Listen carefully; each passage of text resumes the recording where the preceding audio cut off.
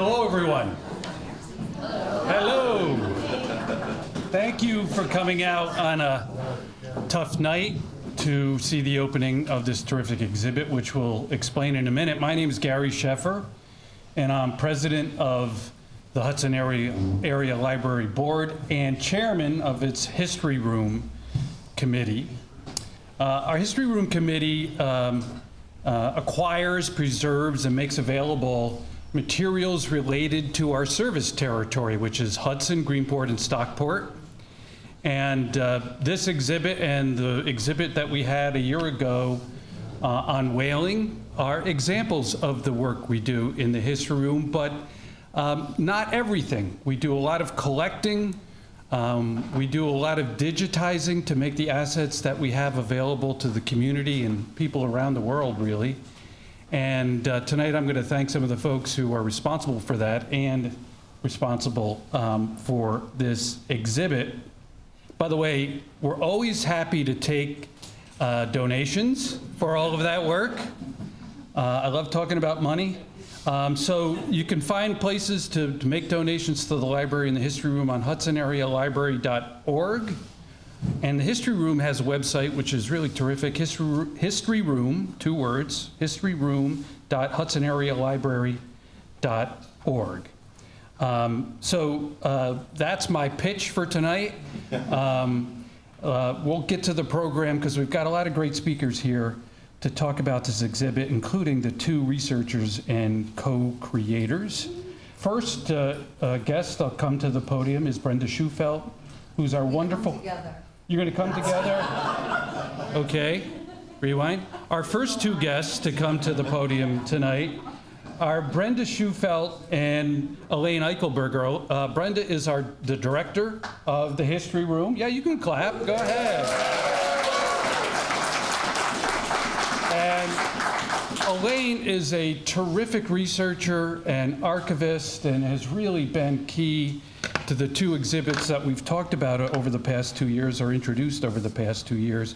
But I also want to mention that this exhibit, which is amazing, was also the work of all of the volunteers and people in the History Room, some of whom are here tonight. So I want you to give a round of applause. This is a lot of work. Thank you. So, Brenda and Elaine, are you guys coming to the podium together now? Together. Okay, yeah. Okay, well, thank you, Gary. That was a wonderful beginning. And this exhibit, The Patriots of Hudson in the Revolutionary War, will be on view through June 30th. So please let your friends and family know. It's open during the library open hours. It's always a good idea to call ahead of time and see if there's a program going on. You don't want to be stepping over 1.5-year-olds who are trying to learn how to dance, as well as many other programs.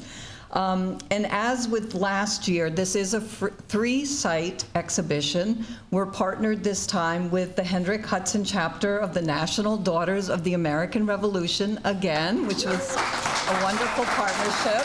There's Virginia and Mary there. And the Jacob Leisler Institute for the Study of Early New York History. And I see David's here tonight. And both of these organizations will have their exhibits later in the year. We'll all have programming throughout the year. This is to celebrate the 250th anniversary of our Declaration of Independence. I just want to reiterate what Gary said. This really was a team effort, and one of the great things about this job is working with the whole team of the History Room. They have so many skills and abilities and are always willing to put them to use. So the thank you we decided to put front and center on the mantle, and some people are named and some people are, just know that you are there. All the library board members, anytime I ask, the friends of the library, we have the president here, anytime I ask, I have help. So that is a wonderful thing. So Hudson, as you know, did not become a city until 1784, after the Revolution had already ended. However, through our research, we realized that before the Revolution, As successful merchants, captains, ship owners, the proprietors were uniquely poised to support the revolution and the cause for independence, and they did. Some of the proprietors loaned money to the Continental government. Some carried crucial messages across the Atlantic to inform the Patriots that the French government would assist them. Those were very, very crucial. They needed to know that the money and the troops and the support would be there.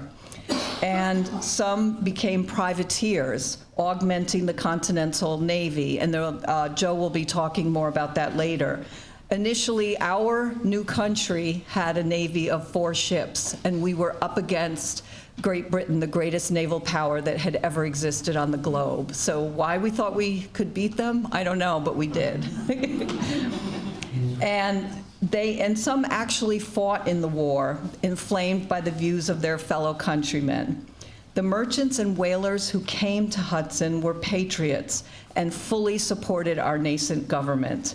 Many men, such as Alexander Coffin and the Jenkins brothers, knew the founding fathers personally and were inspired by their message of freedom from tyranny.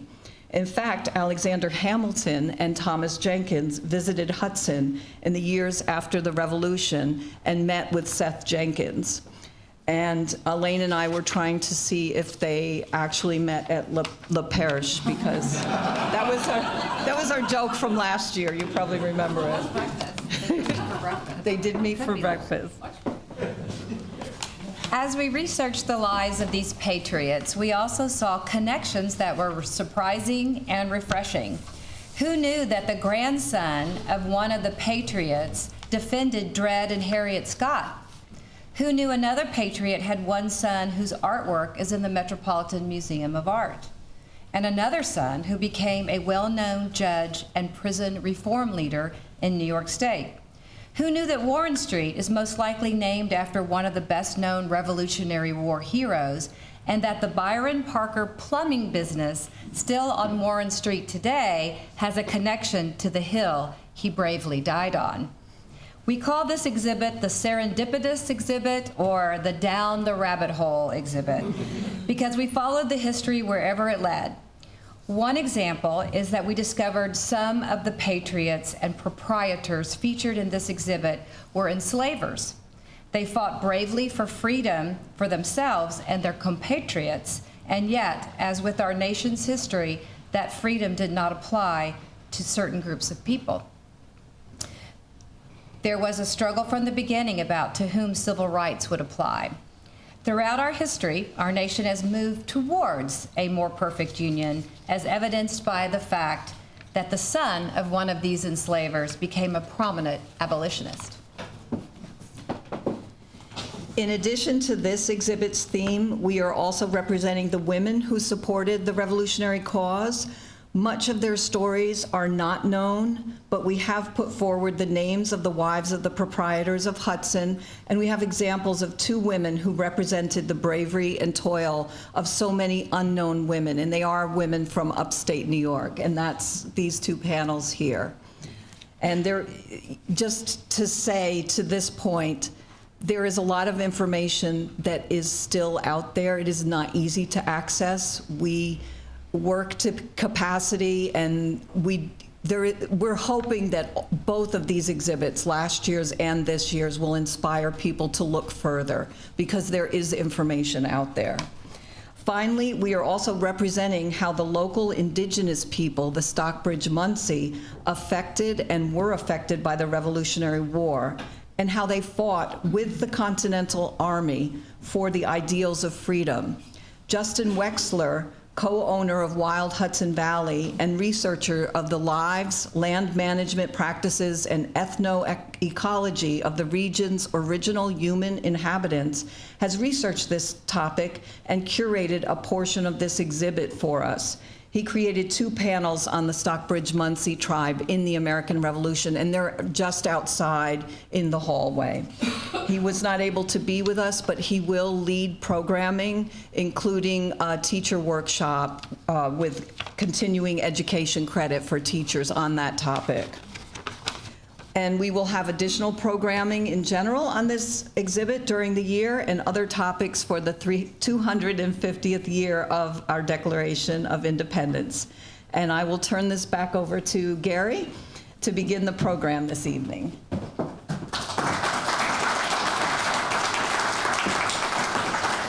Okay, so we're really honored to have the mayor of Hudson here tonight to introduce us, some of our patriots. And this room is it's not unfamiliar to Mayor Ferris. Joe was a member of the Board of Trustees here at the library. He was a part of the History Room Committee. And some of you may remember about a year and a half ago, Joe and I did a talk on the 200th anniversary of the visit of Revolutionary War hero, the Marquis de Lafayette, to Hudson. And if you remember that presentation, you remember that Joe was the serious guy, right? Joe handled all the history, most of it off the top of his head. It's really amazing. And I handled sort of the comedic aspects of Lafayette's visit to Hudson, of which there were many. So I expect that tonight will be very similar. Joe will provide, the serious stuff, and I'll continue to do comedy. But you should know that Joe is a serious student of history. U.S. history, world history, baseball history, transportation history, particularly trains. Been described as a train nerd, which a title he accepts willingly. And tonight, Joe is going to talk about Alexander Coffin and Seth Jenkins. Now, again, I said I'm not a historian, but I did ask my friends ChatGPT who these two people were, and I think they were like recent mayors of Hudson, Joe? Yeah, right? 100%. So here's Joe to talk about Alexander Coffin and Seth Jenkins.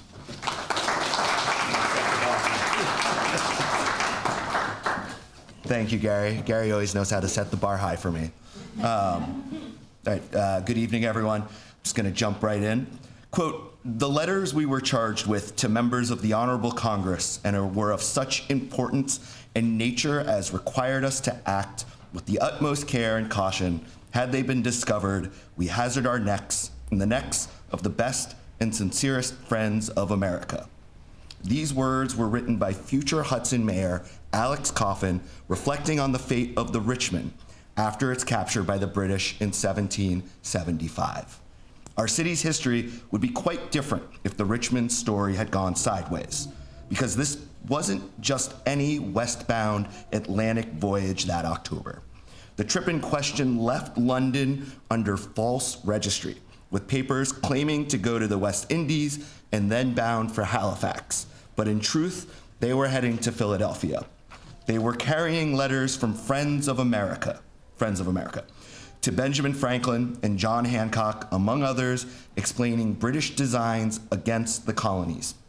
And they had 20,000 pounds on board, in British money. You can now understand the collective concerns about the necks of all of those involved. In one of those quirks of history that leaves you shaking your head, the Richmond was captured by a privateer named John Craig, who was working for the British. Some of you already know where I'm going. And while the ship ended up in Philadelphia, the rest of the people on the ship were sent to the Bahamas.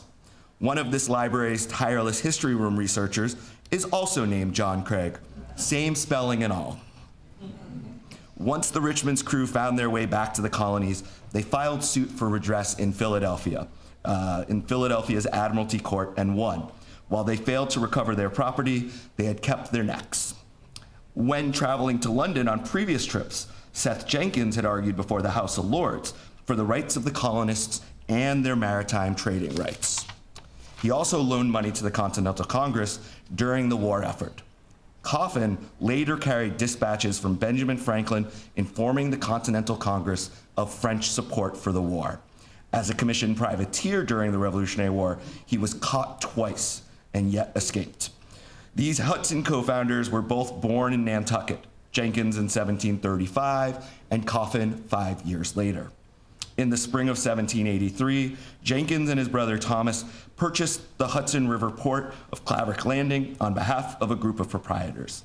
The following May, the first meeting of that city's proprietors, our cities, was held at Seth's house. Seth was on the committee that laid out the streets and had the city incorporated by the state. And as the first mayor, he served in office from 1785 until his death in 1793. Before becoming mayor in 1821, Alex Coffin was postmaster for over 2 decades and president of the Columbia Turnpike Corporation. So I imagine he understood how it felt to be asked about parking as well. See, I can do humor too, Gary. One a financier, the other a privateer. Both Nantucket by birth, Quaker in faith, Hudson by choice. At the age of 98 in 1838, the same year Frederick Douglass boarded a train in Baltimore to freedom, Coffin chaired a meeting of the Anti-Slavery Society at the Baptist Church here in Hudson. In Random Collections of Albany, 1800 to 1808, Graham Worth wrote that Coffin, quote, was the noblest Roman of them all. Revolutionaries in their day, and for Coffin, an abolitionist in his time. Today they watch over us in council chambers, reminding us to rise to the challenges of our time. As a fellow mayor, I stand here on their behalf and in the recognition of what they put on the line. The office, one of them created from whole cloth, the other who served and spent his dying days fighting for abolition. To borrow a turn of phrase from Worth's collection on Coffin, may we be as, quote, hot as a pepper pot in the face of injustice, and, quote, fierce as a northeaster when confronted with the wrongs of our time. And may this installation remind us that we too will one day end up being photos on history's walls. Thank you.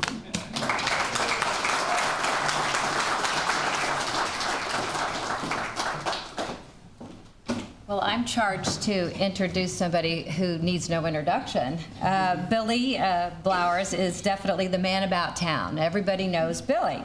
But Billy is involved in a number of civic organizations in Hudson, and including the president of the Friends of the Hudson Area Library, president of the Hudson Literacy Fund, president and membership director of the Hudson Business Coalition, board director of the Mental Health Association of Columbia and Greene County, and ambassador of the Columbia County Chamber of Commerce. So without further introduction, Billy Blowers.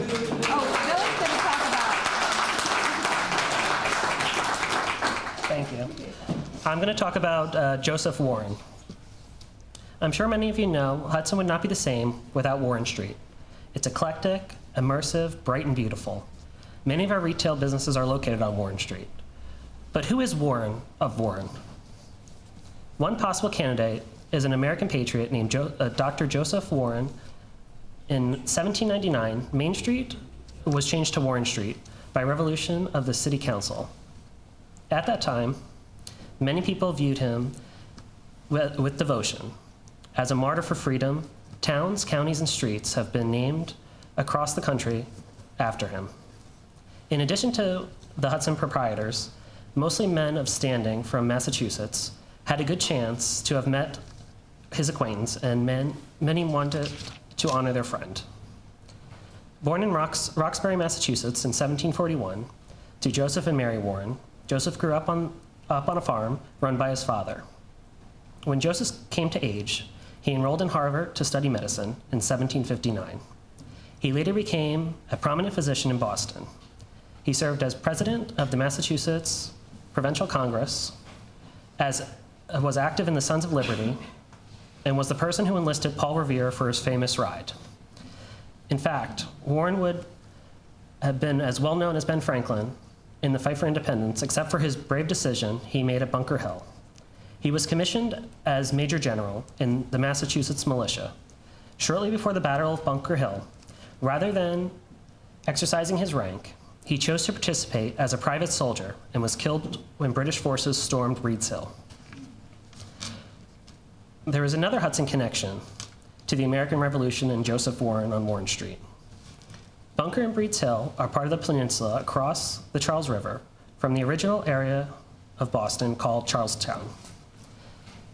The Battle of Bunker Hill was actually mostly fought in Breed's Hill, which was owned by the Breeds family.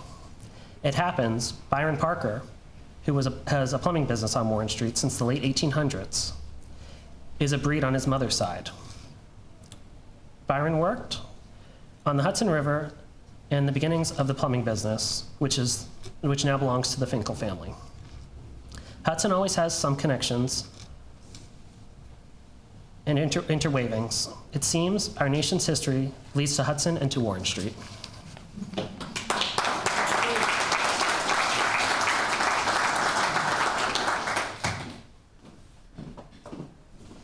So you can see the down the rabbit hole aspect at this point. So it's my pleasure to introduce our next speaker, Joe Drabick. He's the commander of the Columbia County VFW Hudson Post 1314 and a Vietnam combat veteran. He has advocated for many years on veterans' issues, including health care for those exposed to Agent Orange. And he claims to be my cousin,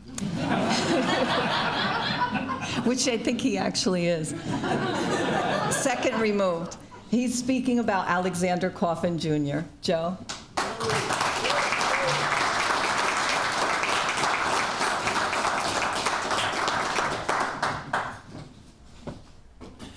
Thank you. I didn't expect so many people here to come and hear me stutter.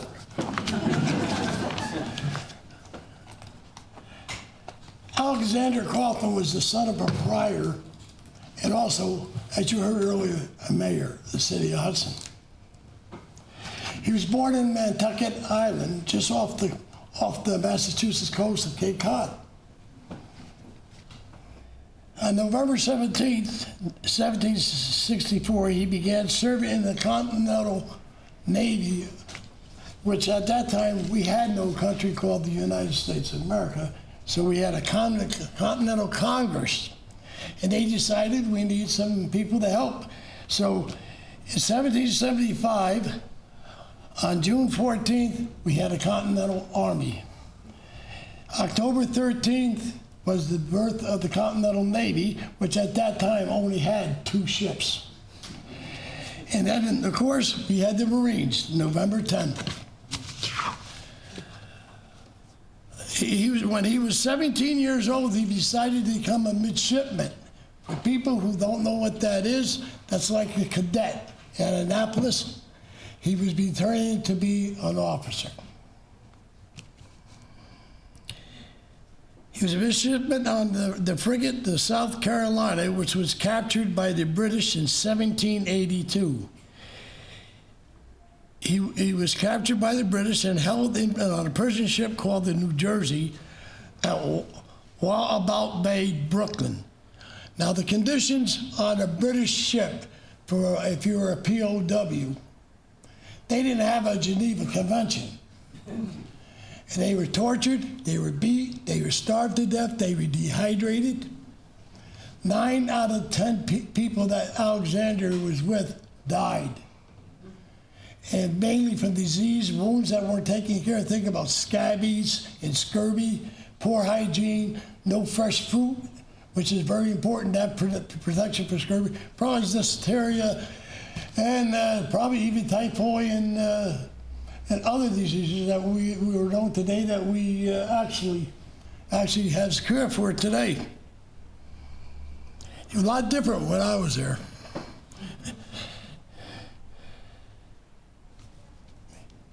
In fact, it was so bad on those ships that George Washington implored the British to give the prisoners a better treatment.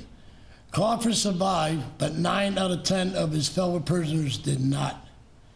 As I said, they died of disease, starvation. Alexander Coffin wrote a chapter for Dansky Bainbridge's book, American Prisoners of the Revolution, and described the awful conditions. Here's his quote from that chapter. When I reflect on the many hundreds of my brave, intrepid countrymen, I have seen in all the bloom of health brought on board of that ship, and in a few days a number with the dead. In consequences of the savage treatment they were received, I cannot adore my Creator. He suffered for me to escape, but I did not escape without being brought to the verge of death. I cannot, no, we still look for POWs and MIAs, and now I hear this, I read this, my mind really plays tricks on me to think about what it was. And now you gotta remember, when I was in the Navy, we had 5-inch 38s double mounts, we had torpedoes, and as you see today, they had missiles and everything else. These men, when they were ordered to board a ship to take it over, we're talking about black powder muskets, musket pistols, and cutlasses, or your bare hands. But they beat the British. One of the world's powerful, most navy in the world, they beat them. In a chapter he wrote, Corporal wanted to make sure the readers understood the bravery of his fellow prisoners. I also mentioned that the everlasting horror of the unfortunate Americans who were on board the Jersey.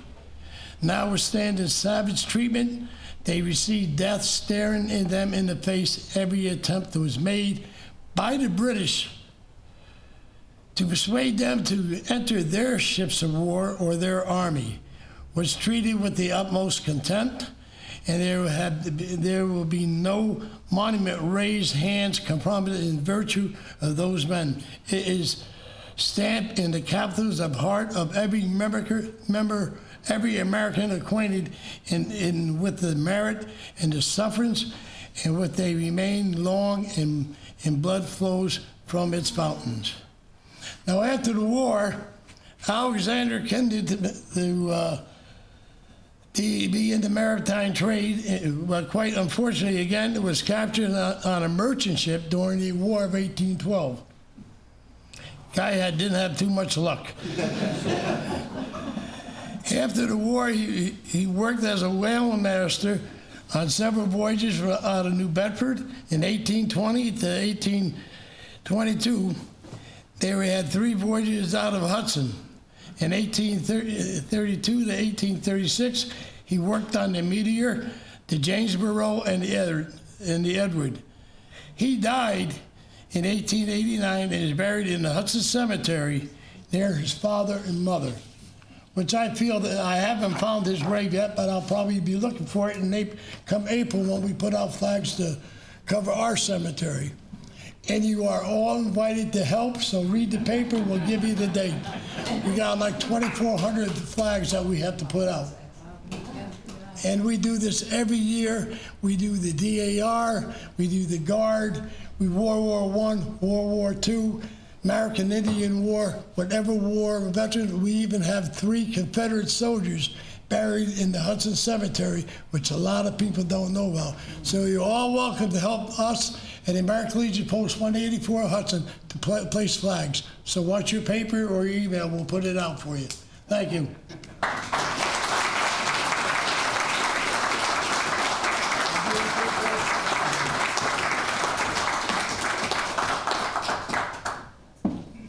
Okay, it's my job to introduce our last speaker of the evening. You know, every year at our gala, we honor someone who has given distinguished service to the library.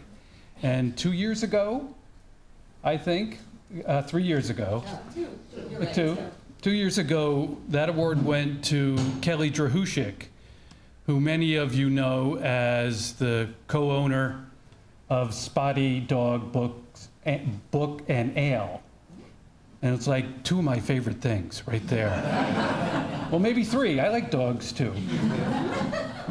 But Kelley is a long-time member of our History Room Committee. She's a former library board member.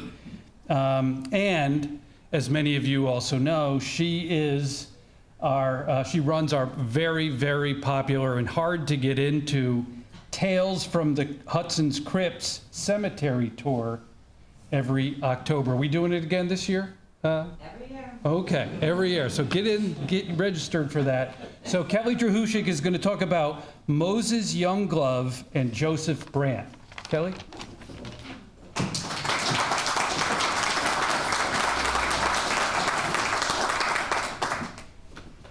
Hi. When they asked me to do that, I didn't bring paper or anything. So when they asked me to do this, I'm like, can I just choose somebody that I do on my cemetery tour? And they were like, sure. I'm like, then I know this. Let's go. So Moses Younglove was actually one of the first stones when I was doing my cemetery tour that I found in our cemetery. It's very easy to find, and it's one of the places you guys put a flag, I'm sure. Actually, though, at the time when I was looking for his stone, it hadn't been cleaned yet.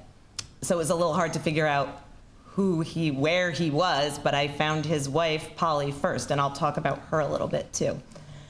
So Moses Younglove was a brigade surgeon that served in the Battle of Oriskany, which was one of the bloodiest battles in the Revolutionary War. It was an interesting battle because it was one of the few battles fought in the Revolutionary War that was fought entirely by people who were from North America. So it was a lot of Indians and a lot of people that resided here. There was one general from the British that controlled that side of the battle. The British side had Mohawks, lots of them, and they were led by Joseph Brant. The colonist side had the Oneida tribe, which was the only tribe that decided to side with the Americans from the 5 tribes that were up in the area of Oriskany, which caused a civil war amongst the Native Americans during and after the war. It didn't go well for the colonists, really. They lost very much. Not many fatalities on the Tory side, a lot on the colonist side, and several people were taken captive by the Mohawks, and before they were turned over to the British, they were taken into Canada. And if you want to read Moses Younglove's testimony, you can find it online. He testifies to a lot of torture, murder, and he says that the Native Americans ate 2 people, which has been questioned, but I wasn't there. So he after that was very not too kind to Native American, was not for Native American people because he had a bad experience. But anyway, he did make it back, and he came back to Hudson. Once he got here, he was back in his medical practice, and he was a very early adopter of inoculation for smallpox, which was a very controversial thing at the time. A famous preacher at the time that some of you may know the name of Cotton Mather was also a big person who believed in inoculation, and he inoculated his children in public so that people could see that you weren't going to harm yourself or your family if you did that. But people were not pleased with that, and they firebombed his house. But it did prove to be an effective way to treat smallpox, and Moses Younglove, being an earlier adopter of that, it is said that he made quite a lot of money from inoculating people at the time. Now, we were going to talk about Polly, who's also listed on this sign here. Moses and Polly didn't have any children of their own, but they did adopt their niece, also named Polly, and she is famous. Well, she is the mother of somebody famous. Who can tell me who Samuel Tilden is? Anybody who's been on my tour may not answer, because that would be cheating. Governor, who said governor? Very good. And? He ran for president. And? He was elected. Lost. He was voted in. He was voted in. Governor of New York, and he's from Lebanon. Correct. So yes. He ran for president. He won the popular vote and lost the Electoral College and was the first to not win the popular vote, or to not take the presidency after winning the popular vote. Who beat him? Rutherford B. Hayes. Very good. The mayor with the big brain. And so that is the other tie that we have. We could have had 2 presidents that resided in Columbia County, but oh well, so is history. Thank you very much for your time.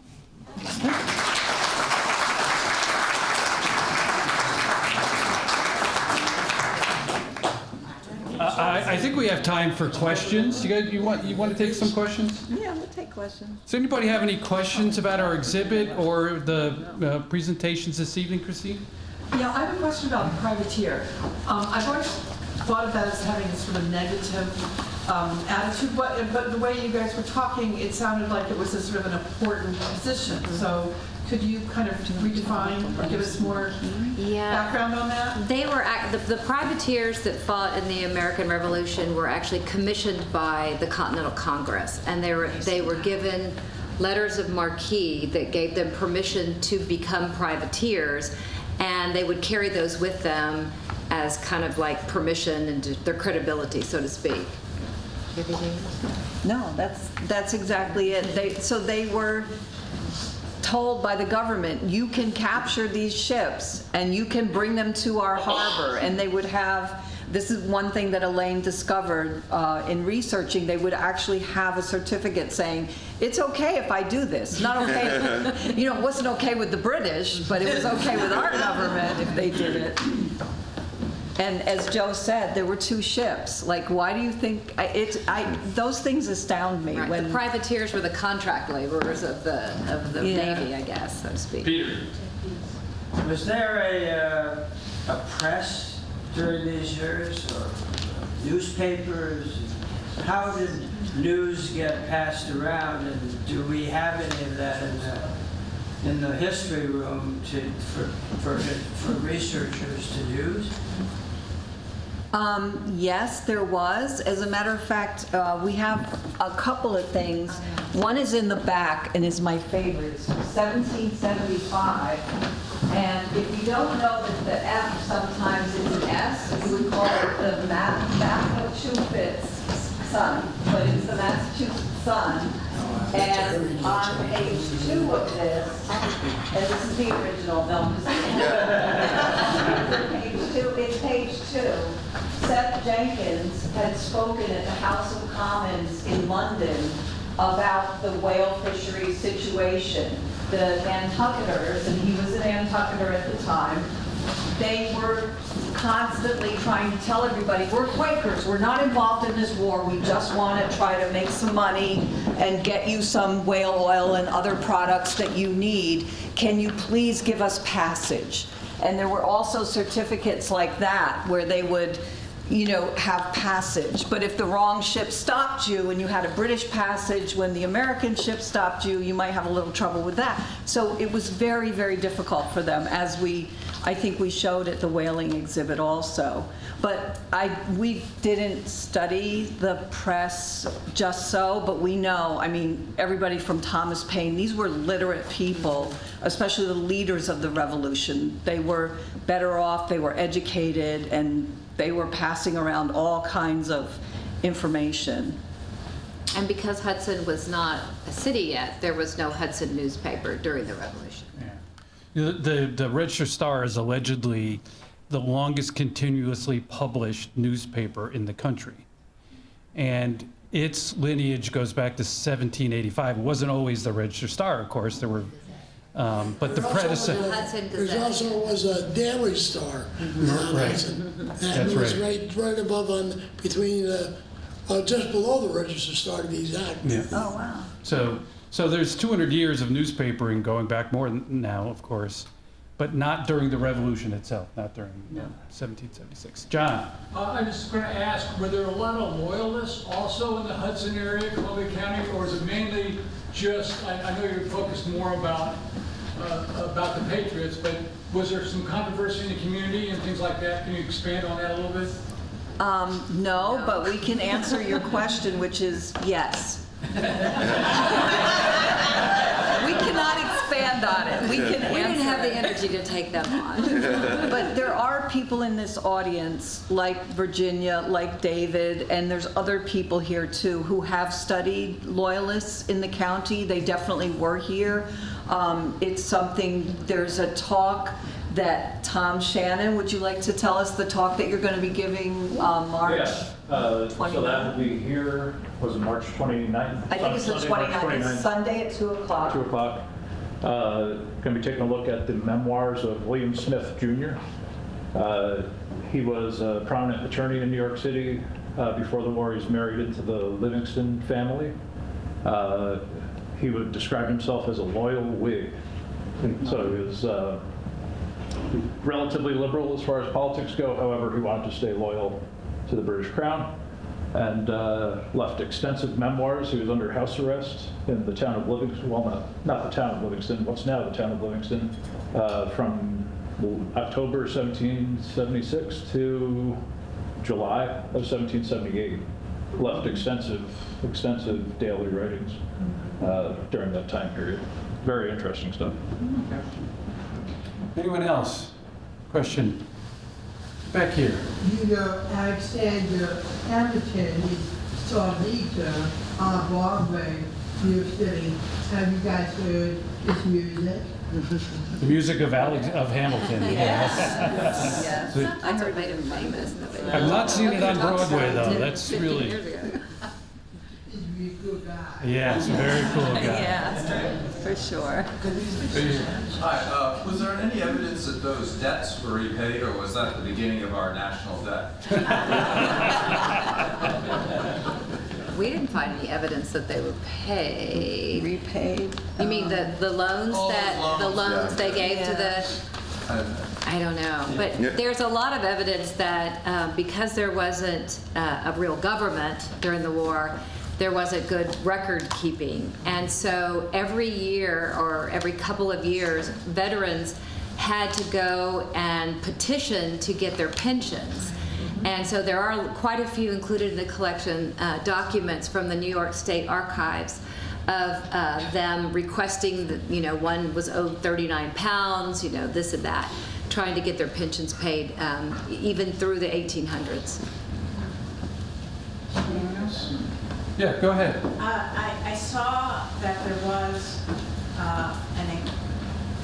I don't know if it was an official requirement that Americans purchase wine from France rather than from the West Indies. And was that related to the fact that they were taking so many loans and they wanted to kind of increase their trade with France?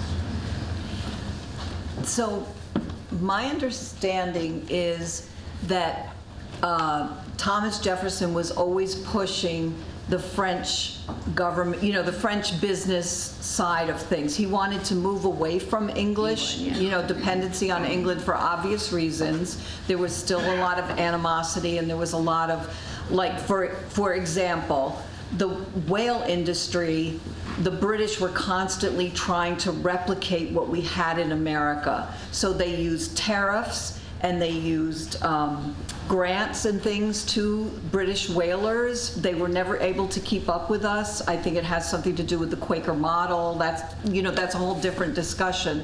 But Thomas Jefferson in particular was always trying to manipulate, and that doesn't mean it's a bad thing, but manipulate the market so that people would choose French wine. And he was that's why he came and met with Seth Jenkins. And there's letters on, where is Seth? Over there. Okay, over there, where our library director, Emily, is.